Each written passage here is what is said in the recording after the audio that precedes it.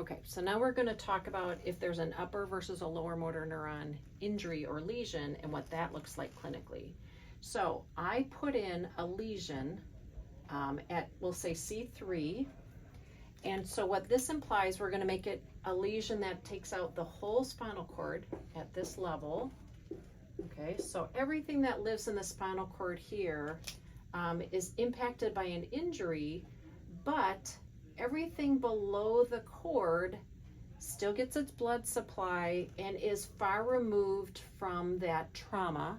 So everything below this injury is still working, okay?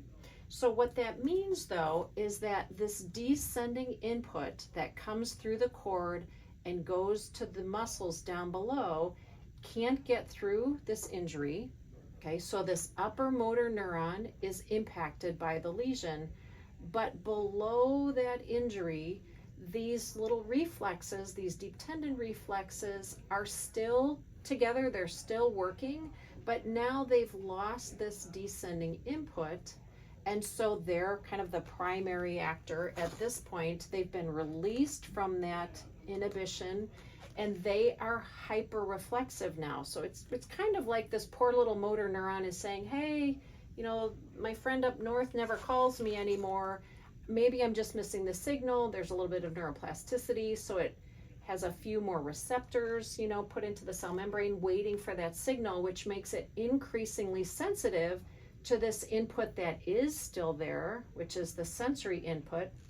So now when you go to tap this tendon, you have this reflex loop and it's not being inhibited above anymore. So you have an increased deep tendon reflex. Okay, so you're hyperreflexive, and that's going to happen. And spasticity, which is just passive testing. Sorry about that. So that's happening at both of these pathways because the sensory is still coming in. It's still synapsing on the motor going out. Okay, if we're looking at this, you know, in a little bit more detail. So this is still working, okay? So what's happening at the level of the injury? So if we had, this would be from diaphragm, okay, so if the diaphragm is coming in, and now we don't have this reflex anymore because now this motor neuron is dead, right? So this is now lesioned. Okay, so now we don't have the reflex loop anymore because the cell body that lives in here and goes out is injured. So we have cell death for this motor neuron. So now you have lower motor neuron at this injury. So this is a lower motor neuron presentation because the alpha motor neuron is dead. I don't know how to say dead. So this is flaccid at this level. And you have spasticity, all those reflexes are kind of on overdrive below the level of the injury.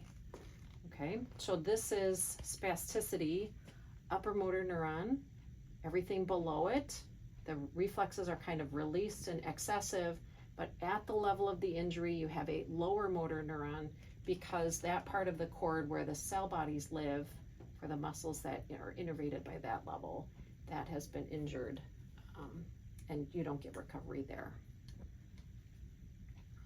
A little too bad.